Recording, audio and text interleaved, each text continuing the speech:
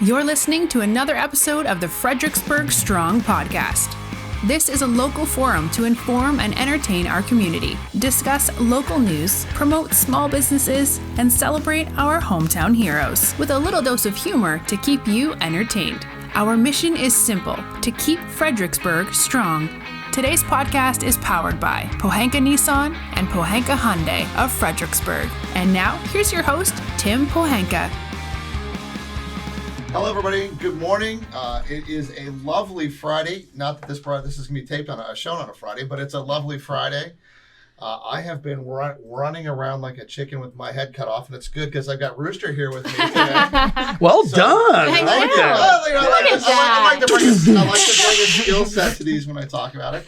And Michele, you're here from Ainsley's Angels. Yes. I'm joined with a special guest. Thank you for joining us, Devlin. Yeah, I kind of just invited myself onto this one. It's been a hot minute. Well, you're still sitting there for the sports podcast, so you did a great job. I've definitely grown to where Shondell doesn't have to beat me out every time because I've monitored my cussing. We like to keep it open and keep it real. Yeah. So thank you for joining us, and I got to go see your tree. I saw that before I came out here, and we can talk about that. Number 56. Number 56. Have you liked it yet? Yes. It's not that. Have you bid on it yet? That's right. really most important. Yes. But what I really want to talk about, and it goes back to what's really important here, is the mission and what you all do and why. And so let's start there. Let's talk about the mission of Ainsley's Angels. The mission is to make sure that everybody in a community can feel welcomed. Okay. Yeah, it's inclusion at its finest. You know, if you take a second in life and you think about like diversity and inclusion and togetherness, and what is the key word in all that? It's acceptance. Right. It's like the opportunity to be seen. Have you ever felt invisible? Think back in your days. If you've never felt invisible, then you're fortunate. But if you've felt invisible, then you know just how bad that feels. And what we want to do is make sure that no one ever has to feel invisible again. So that's our mission. And how do we do that? Pure execution. We go get people like Michele in local communities who are like Boston marathoners. Right. And are all in on being runners and being amazing at what they do. And we say, hey, would you like to lend your legs to that person over there in that wheelchair? And then you can go do what you love to do together with them? Mm-hmm. Michelle's like, well, yeah, for sure. Why would I not? And the next thing you know, 5-6 years later, Ainsley's Angels in Fredericksburg is on your podcast with a Christmas tree in your, great establishment. But something started it. Oh, yeah. I mean, so when you go back to, I love the idea of inclusion because I think especially today, I firmly believe there's more that unites us than divides us. Yeah. But the only thing that gets the press is the things that divide us. Mm-hmm. So when you're talking about inclusion, something sparked it. So something brought this on. Something brought it on for you. And I want to definitely talk about your introduction. But when Ainsley's Angels took off, something spurred. Something was that linchpin. What was that? I saw my daughter's face light up. You can see that whether or not you are looking from 50 feet away or 1 foot away, even through a mask. You can see when somebody's face lights up. I mean, smile is a smile. It doesn't matter what covers it. Yeah. That's what I saw. And I saw that as she was running. Keep in mind, she was not ambulatory. She wasn't able to physically run. But she was being pushed in a running chair on the Virginia Beach oceanfront. And when the wind hit her face and the feeling of freedom came over her body, she smiled. And that in and of itself made me know immediately, I'm going to become a runner for my daughter. Yeah. I'm not a runner.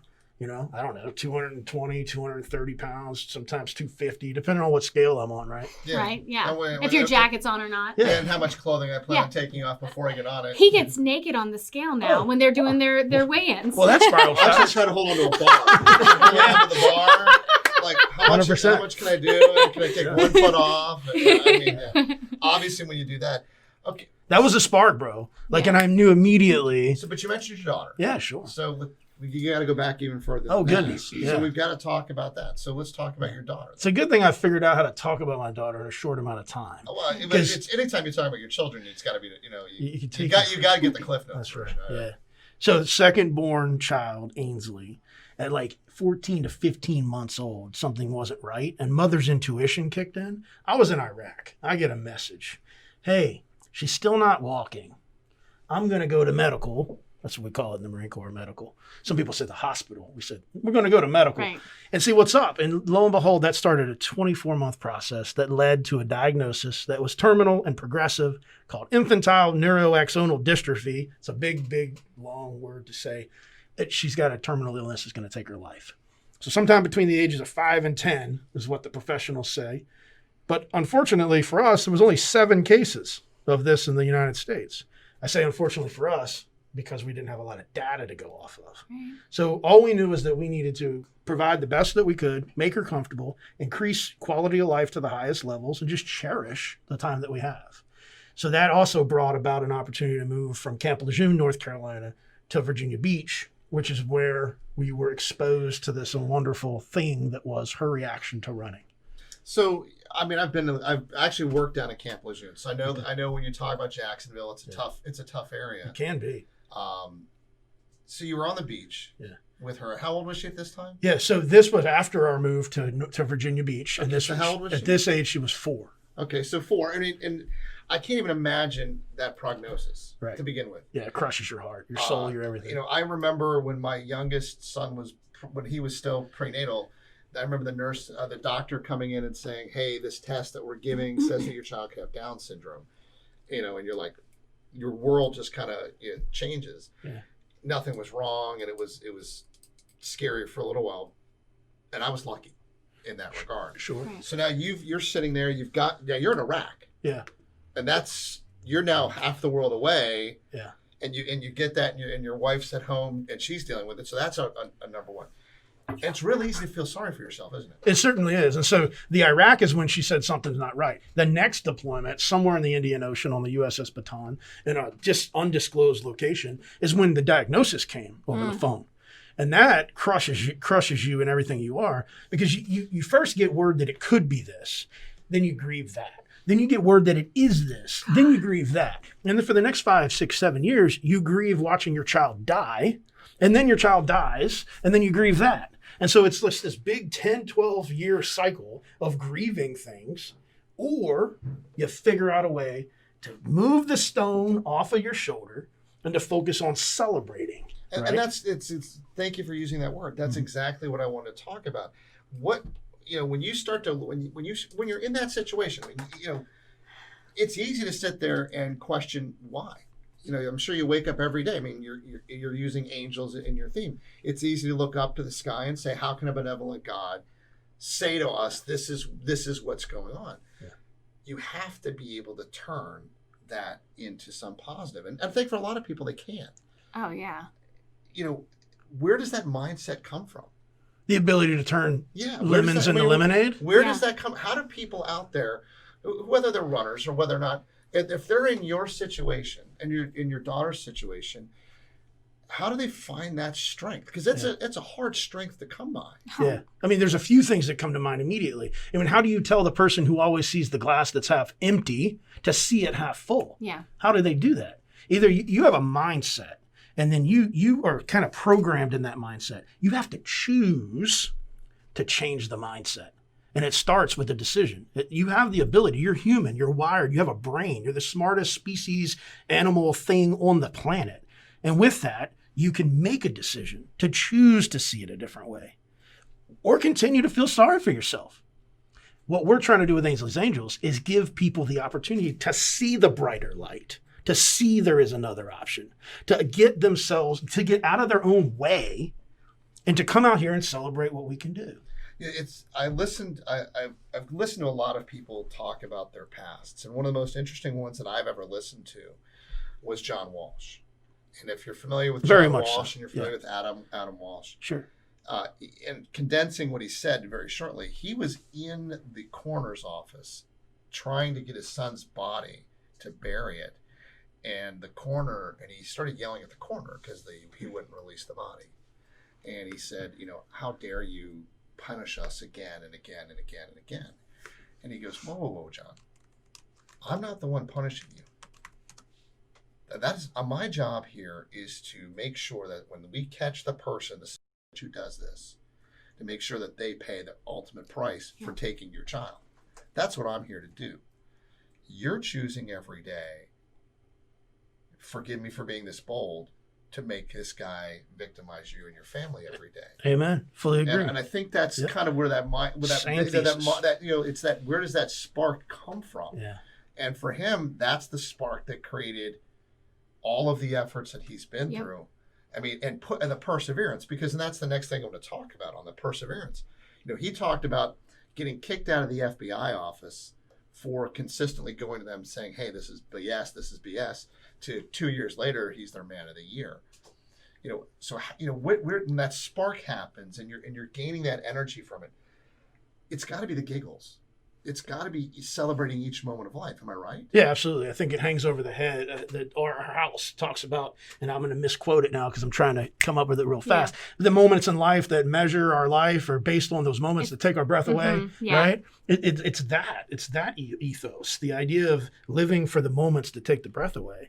But you do that by recognizing that they happen, but you also do that, quite frankly, Tim, with surrounding yourself with people who are going to be celebrating these accomplishments. Which again is why people like Michele are amazing to have on your team in life, because there's not a single thing I can think of that I could call Michele and she would be like, nope, can't do that, Rooster. Not going to happen. Of course, we're talking about ethical things, right? Yeah. But I mean, like, gonna get it done, gonna find a way. And I think that everybody has those types of people in their world that you just got to find them, man. Because Tim, you've seen it, brother. How many times have you seen it where there's a person who's got a dark, dark cloud over their head? Real dark. And if you go hang out with them long enough, you and chipper as happy as you might be, some of that stuff's going to rub off. A dark cloud spreads easy. It does. Without a doubt. And I think the part that also goes into hopelessness, which is what people experience, is they have a fear. And their fear overcomes them on so many levels. Number one, the fear of being embarrassed to talk about their issue. If I'm a parent and I'm having a problem with my child that you were in, I think it's very simple to fall inside of yourself. Totally. And once you get inside your own personal vault, no one's letting you out. Yep. There's no one there to let you out. So you have to have the strength and the courage, and I think courage is probably the better word, to reach out and to find those people, because there are people everywhere who can be your wingman. Yeah. They can look behind you and say, hey, this is what's going on. But we have to have the courage and the strength and the fearlessness to say, can you be my wingman? Can you do that? And you're finding people to do that, which leads to you, to jump in and be involved in that. I think it's an amazing passion. I mean, so when you started getting involved, talk about that. What led you to be involved with this? I think for me, it comes more just from my heart too. I'm a speech language pathologist, so I work with children with special needs on a day-to-day basis, and I've always enjoyed that sense of helping someone and then becoming a runner and being able to, understand. I guess I started as a runner, and I'd go to races, and I'd see Ainsley's out there. I saw him at the Marine Corps Marathon a couple years ago and ran past a runner and a rider, and I thought, well, that's really cool. And then, Rooster mentioned Boston. We went and we met the Hoyt family there, and they are just such inspirations, Rick and Dick Hoyt, and seeing what he has done for inclusion. And I really wanted to try to bring it here. I was on a team up there in Boston, and so all the funds raised went to Boston. And so someone put me in touch with Rooster and, called Rooster and said, how can we get one chair here? And Rooster said, why one? So now you ran in the Boston Marathon. Yes, sir. Okay. So my uncle runs that all the time, and he has a great piece that he wrote after the bombing about what happened when he was involved in that, which is amazing. So, you're out there and now I've been passed on the course. Say it isn't. Oh wait, so you were on the course doing what? He's taking pictures. Running very. No, I will tell you, I've enjoyed my time. We sponsor the Historic Half. Yes, our friends at Marine Corps Historic Half. I will tell you right now. Hoorah. What Rick Nealis and Jim Jackson and the whole team up there do is incredible. And you've seen Ainsley's out there. Yes. And I will tell you, it is powerful. Yeah. It is truly powerful. And I think you're right about the smile. But it's the experience. And I think that's the other part. We start to find there's things that everyone can experience. It may not be the way you experience it, puffing and going, oh my God, I get up this hill. But that joy of the air and being outside and engaging in the competition, we're meant to have that. Yeah. And how you can get involved and you can do that. And I think that's incredible. So how many chairs do you have in this area? We have about 20 chairs right now. Okay. So, and when we need more, Rooster brings them from Virginia Beach. So. Or down from our location in DC. So converging effort. Now, do you have enough chairs, or is there a growing need for chairs, or is it more about people need to? You've got the chairs here. You just need more people to fill them. If Michele said in a non-COVID era that we are going to do a 5K with the local YMCA and we have 20 seats available, Michele could fill those 20 seats and then call me for more chairs. So the answer to your question is there's always a growing need for more equipment. There's always a growing need for more advocacy for people to know that this is something they can be included in as runners, riders. And let's not forget the caregivers. I don't know if any of you all have cared for someone. Oh, yeah. When you care for someone, you're all in on that. And sometimes our riders have their caregivers who never get a break. Oh, yeah. So these races provide respite in a way that is remarkable because mom isn't a runner and dad isn't either. But now mom and dad can hold hands and walk along the tree line while Johnny is pushed by a stranger turned friend turned family. They get the thrill of watching their child. Or they can cheer their family member on. Absolutely. Or both. How's training for this event? We don't say you need any training. I mean, Okay. honestly. No, I understand that, but I mean, okay, guy like me, to your point, the 250 some that we were talking, Sure. I have a hard time going up Hospital Hill. Oh gosh, man! During that, So how do you when you're training with, is it an opportunity that you can train with a partner? We had several hill practices. Yes. So we would meet at, down at Mary Washington Hospital. We'd bring the trailer, bring the chairs out, and even runners, it was a great experience for us to be educated on what it feels like to be a rider too, because, we would invite riders and runners to come out and we would take turns running up the hill and then back down around the hospital. And so I got the chair and my son got in the chair and, we tried it out both ways so that we could kind of humble ourselves to see what it would feel like to be a rider as well. But once you've done it once with a chair and there's always a lot of help. I know Jeff from Lucky Road comes out and he has a team that comes out and helps us go up the hill. And there's lots of runners that will, Nate used to come out. Nate Leon. Wasn't there the actual running shoe store? Yes. My first race was the historic half 2 Mays ago. What were you doing on the course? I was pushing Sarah. Yes, you were. And I got suntan lotion in my eye, and she dogged me the whole way because I was like crying. Yeah.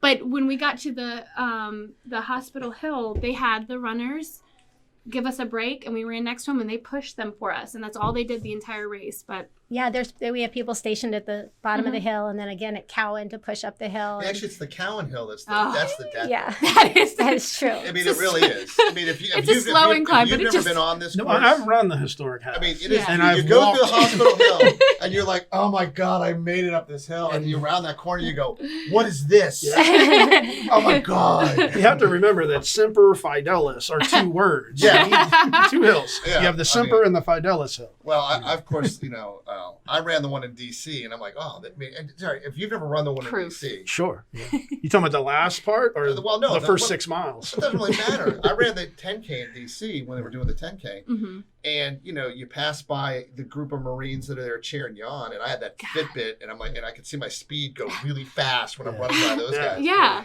And then, and then my grandfather that's buried in Arlington, so you run by Arlington, you're like, well, going to run faster again here. Yeah, the Blue Mile. And then you go up the hill, to the Iwo Jima Memorial, and they give you your medal and they salute you, and you're going, well, I guess I can go do this again. Mm-hmm. Then you run the historic half, and you hit that hill, and you're going, this is deadly. I mean, it's like makes DC look flat. Sure.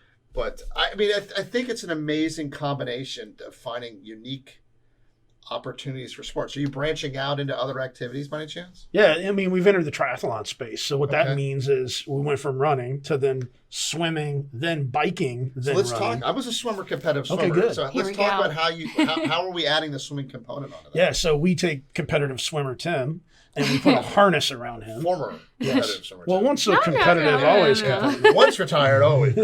Well, we did the Fun Lake Triathlon the last 2 years, so you could Okay. definitely come and join us for that. And then there's the Colonial Beach one that's happening every summer with the YMCA's. Here's what we're gonna do, Tim. You're gonna pull the rider on the raft. Yep. And Okay. then we'll get someone to do the biking, and then I'll do the running. And I then got my boat. Can I? Oh, Yeah. no, you can't. He's Can't talking do about towing it on his boat. Yeah. No, these nonprofits are so special because now having participated, your focus is inclusivity, and but primarily races. It changes your mindset to go, I need to change the way I'm looking at life and include as much as I can. And it's just this contagious feeling of wow. You know? Oh no, and I think I was joking about the boat, but I feel the part that I would tell Are you. you? Well, the part I'll tell you is that it's amazing the boost of energy you get when you know you're telling somebody. You know, it's like, all right, you're doing something for somebody else. Yes. Sure, there's an Well, and- Explorer 200 raft and a tether and Okay. a harness, Mhm. and Tim swims, and the rider cheers you on. Yeah. And then when you're done, you transition to the bike. That's what I was going to tell you is when you hear those cheers from your rider, there's Mhm. nothing, Yeah, I mean, nothing's it's going like- to stop it's you. It's Like, like they having your own just coach. go. Yeah. Oh, Like yeah. a crew thing. Go. Yeah. You Oh, know, yeah. That's amazing. Yeah. So you're expanding out the triathlon space, Yep. which is amazing. Yep. And since you're former Marine, Once and always. yeah, Mhm. parachute jumping. I mean, Spartan. I'll put it to you like this, man. Well, Michelle, go ahead. Tell us about our friend who accomplished Spartan. You know, we Mhm. have a rider in this area from King George who he just about a year ago he conquered the Spartan course, so he was able to do an obstacle course race, and he completed it was 3-mile race, but there were over 30 obstacles, and the obstacles he couldn't do, he had to get down and do push-ups. He's a very strong upper body guy.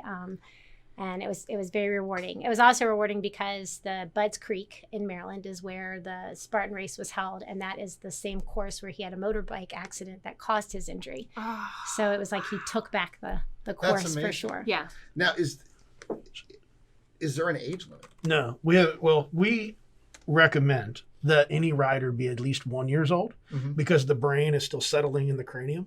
Doctors tell us. So we ask you to be about 18 months, and we have had 108. I'm not even joking. 108-year-old triple great grandfather who was pushing a 5K by his triple great grandson. Never in their imaginations did they think that would happen. Wow. And the triple great grandfather used to be a competitive runner, and now he's out there running and doing the 5K, and so is in Oklahoma. So Yeah. the chairs can virtually match any body type. That's the idea. Yeah, if we're gonna say we're about inclusion, you better be prepared for it. I'm amazed. I think this is amazing. How do people reach out to you if they want to be Well, involved? if you live in greater Fredericksburg, King George County, there's your ambassador. Okay. And she's easy to get in touch of. So Very. many ways. Fredericksburg at Ainsley'sAngels.org. You can find her on our website, which is essentially Ainsley'sAngels.org, and just search the map to Virginia to Fredericksburg. And if you're listening and you're not in this greater area, we are in 75 cities across the country. And if we're not in your community, then we need your help to get there. I think Look that's at that mentality, I think man. it's an amazing work that you're doing. I think it's amazing that you're including the community.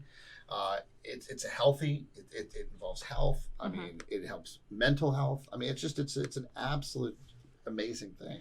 Is there anything that we're missing about this?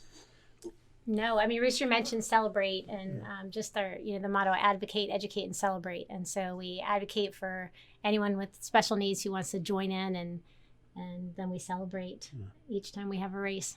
Yeah, the ethos is together we shall accomplish so much more than as individuals. And what we're doing is the advocacy and the education and the celebration. But I need to point something out here. We're in the midst of a global pandemic, and everybody has their different opinions on it and how you should treat it. That aside, facts. Nonprofits are losing revenue at a rate of at least 50% compared to where they were last year. Nonprofits that do community and embracing face-to-face things are not executing at all. And thirdly, you have a challenge with people that are no longer getting a chance to embrace with their communities, business-wise and the likes, because businesses are being hit in a way where they can't monetarily support. That is all factual. What is awesome, though, is when you have someone in your organization, like Michele and 3 others, who came up with a concept to do this stuff virtually.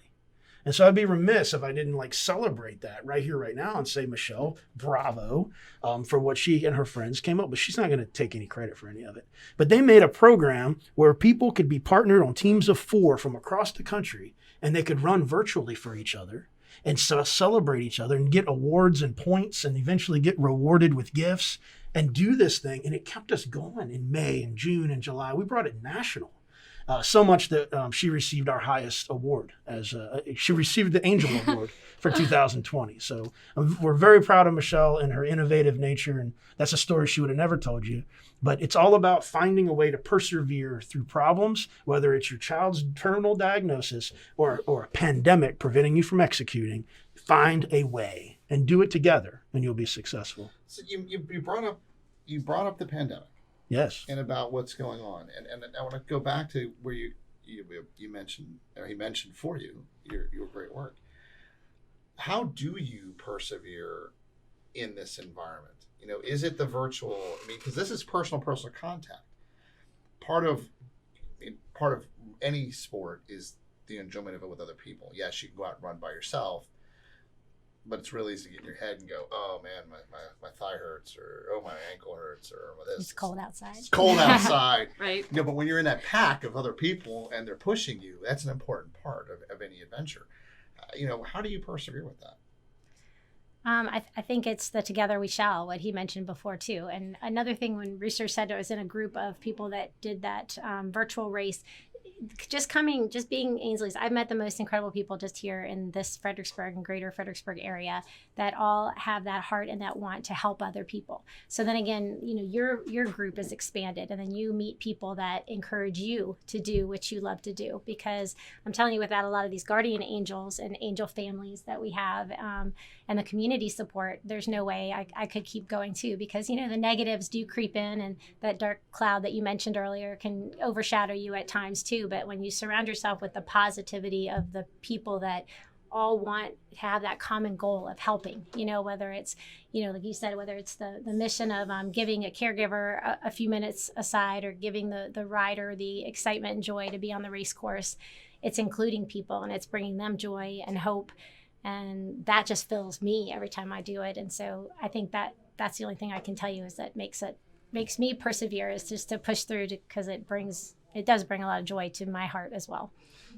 I'm sorry, go ahead. I really want to continue on that. Yeah. Please.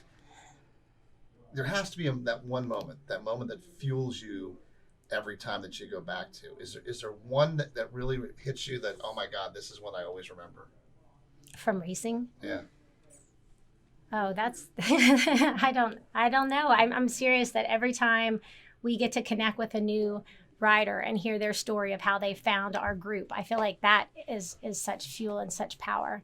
The first time I pushed a athlete rider, or was pulled by an athlete rider, was probably a memory that I continue to share too, because she giggled the whole way. I was the one worried about the bumps and, scared that we were going too fast, and just hearing her laugh and giggle the entire time, that certainly continues to fuel me. And to always look down and check on your rider and see how they're feeling. And we have a rider now who was literally sitting on the sidelines at the historic half, and Rooster gave her a wristband, which is something that we used to do pre-COVID, right? We can't really pass them around as much anymore, but it has our website on the inside. And she was in a wheelchair, and he said, you need to be off the sidelines and join us. And since that time, she's joined us for many races, and she's just been such a joy because she wants to help. A lot of our riders want to give back too, and they when you say feel invisible, they didn't have a group or some way that they could give back, because sometimes a physical disability is the only disability, so they want to help in other ways too. So it's that's a lot of moments, but it's... No, it is. I mean, and the part that I wrote down on the sidelines, I mean, you can't enjoy life you can't play in the game if you're on the sidelines. You can't affect the game if you're on the sidelines. You can't enjoy life if you're on the sidelines. You got to be in it, and I think that's awesome.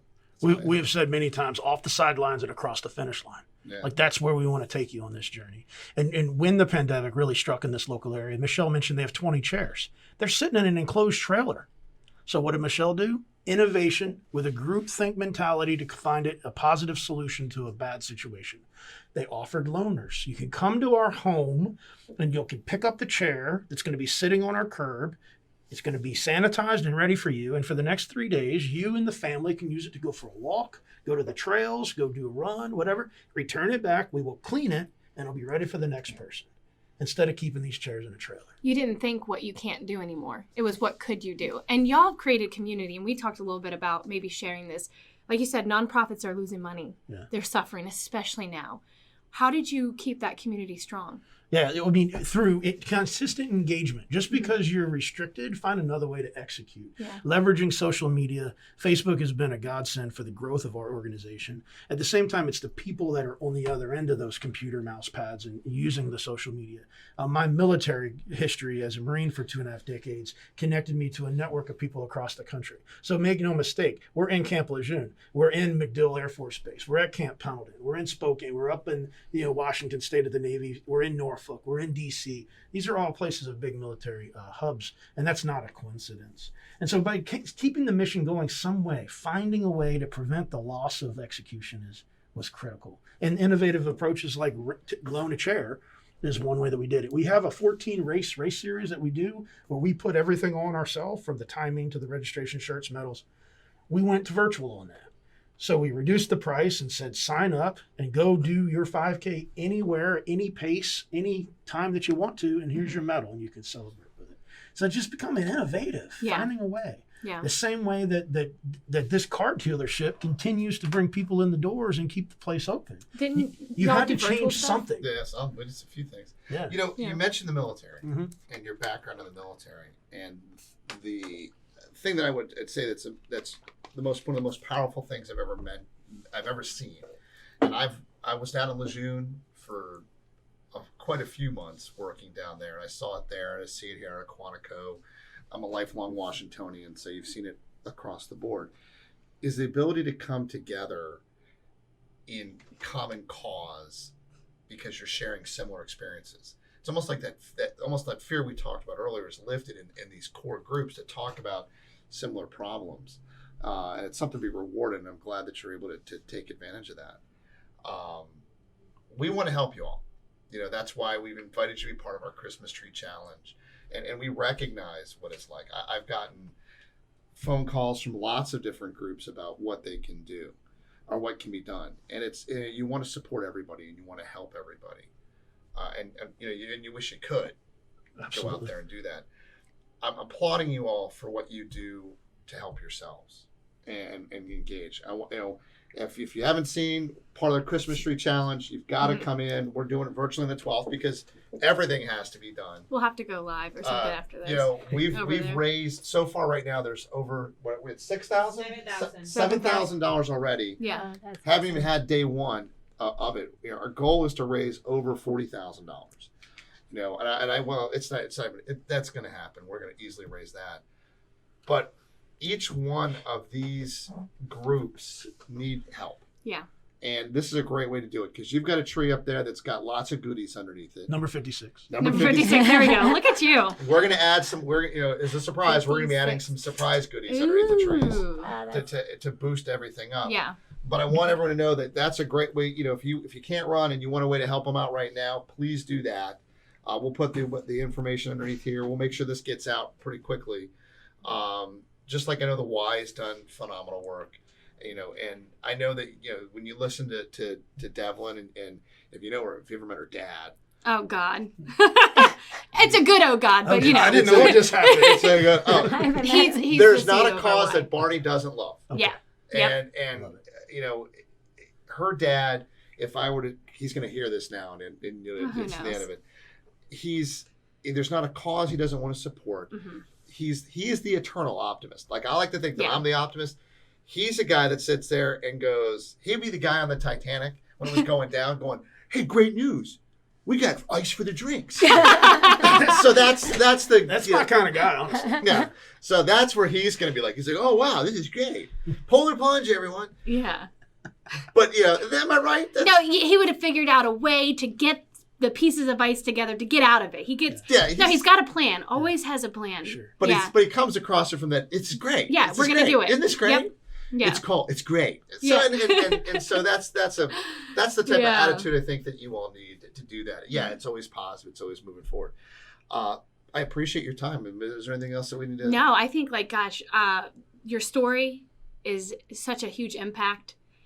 Meeting Michele was a huge impact. You know, you come down to the King George Y, and just being a part of it, I feel honored. So having you guys up here, it's just the start. You know, 2021 is going to be a good year. Yeah. And I think it's going to be a year of spreading the inclusivity, but especially here in Fredericksburg. Yeah. Well, and thank you for giving us the opportunity for the tree. And you say like how to get through. It's just little things sometimes that you put in front of you to say, this is our goal. And so we can all work together to the tree. That was definitely a community effort again. And it gave our group an opportunity to work together. We got guardian angels involved in sewing that tree that haven't been involved before. And so it was awesome, just continuing to put opportunities out there. So thank you so much for. Well, one of the most important things for us about this is besides getting your all's name out there, is getting a lot of these groups together. Yeah. So where you mentioned about your runs, I know Cooking Autism does a run. A lot of these other groups are putting on events where all of you can come together. And unfortunately, last year we had the gala. Everyone was talking and they were sharing ideas back and forth, and it's been a little bit harder. But that's the other part about it, is that groups helping each other can move the world.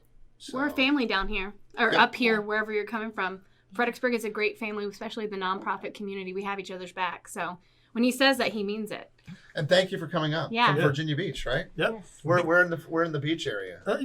Greater Virginia Beach. I live at 123 Main Street. Are you down like the beach, like near the beach itself, near Oceana, or are you? Yeah, so I'm more on the Chesapeake side. Chesapeake side? But we go to the oceanfront side and launch the boat at Lynn Haven, and getting all engaged with everything that they have to do. I'm not getting a plug. We're not getting this is no sponsorship, but I just love going down to Rudy's Inlet and eating there. Yeah, absolutely. So, we launch at Rudy also and check all that out. And yeah, it's beautiful. Yeah, we love living there. It's beautiful. But there's something about this area, Fredericksburg, Quantico, Stafford, in the fall, winter, man, it takes me back to Officer Kennedy School and TBS, and the hills of Quantico, we used to call it. We're really lucky. When you think about this area, we're 2 hours from the mountains, 2 hours from the beach. Yeah. We've got an hour drive to DC, which is an incredibly historic town. We've got our own history. Yeah. We may not be in New York City or some of these other cities, but we've got a lot of really unique tidbits all around us. So I think that helps. And after going through Quantico, they took us. I'll go back.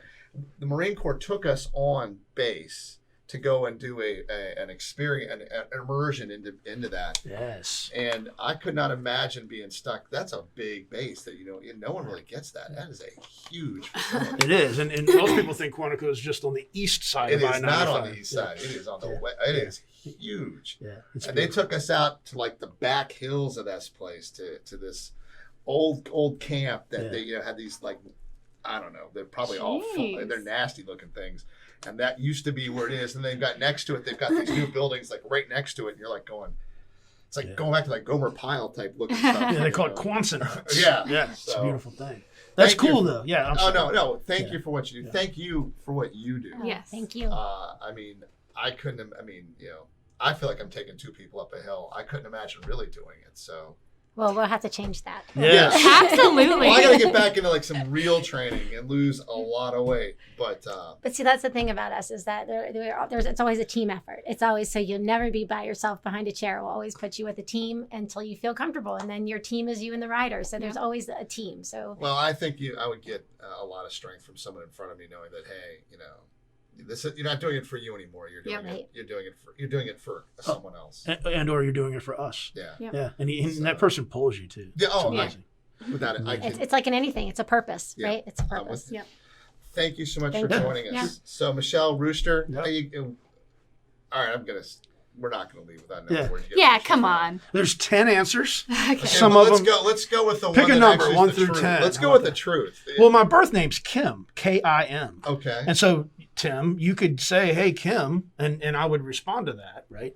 But whenever I was playing football in Louisiana, which Friday Night Lights is a real thing, the coach said, hey, what's your name? You know, and I'm like, Kim. You know, they're like, what? What's your name? And I'm like, Kim, Rossiter. He's like, that's too many syllables. And some guy behind me, just call him Rooster. So that was the first time that it ever happened. And then as the years have gone on and different things have happened, and I grew up as a man and joined the Marine Corps and different stories have evolved, we have so many more reasons why. Okay, well, so there's good reasons behind it. So now where it came from, because I can't imagine you sitting there telling your initial instructor at Quantico, call me Rooster. Yeah, no, it generally doesn't work like that. Yeah, I didn't think that was going to go over real well. No, didn't. And having been prior enlisted, I started on boot camp out in San that Diego. didn't work even more. So yeah, they don't want to hear any of that. It doesn't go over well. Didn't go well. Yeah. Nevertheless, yeah. But, so I mean, afterwards it's okay. Yeah, of course. Not there. Yeah, I also get up really early in the morning. Oh. And so, you know, you have to, they say you got to get up early to stay in touch with me or whatever. But yeah, so that's kind of a correlation to it. I'm also very loud, if you haven't realized. I was going to ask if you can give us your biggest, Oh, gosh. Do it. You got to do it now. Well, my biggest, like cockle-doodle? Yeah. I don't know. But I mean. Watch a Marine blush. Yeah. Well, yeah. Oh, it's happening. It's great to have at a race. Then you can hear him. It's good for a race. But, you know, and as we keep the audience going, a lot of times you have cockle-doodle-doo. And then as time went on, it's like any cockle-doo. And then we totally got. I was waiting. Hey, I can keep going. Put it right there for you. Yeah, use it. I appreciate it. Let's cut this thing and be done. Thank you very much for joining us. Do yourself a favor, support this great group. Yes. Thank you. Thank you. Thanks for listening to the Fredericksburg Strong podcast. Be sure to visit fredericksburgstrong.com to join the conversation, access the show notes, and discover our fantastic bonus content, as well as submit a request for you or your organization to appear on one of our future episodes. See you next time with another exciting episode of Fredericksburg Strong.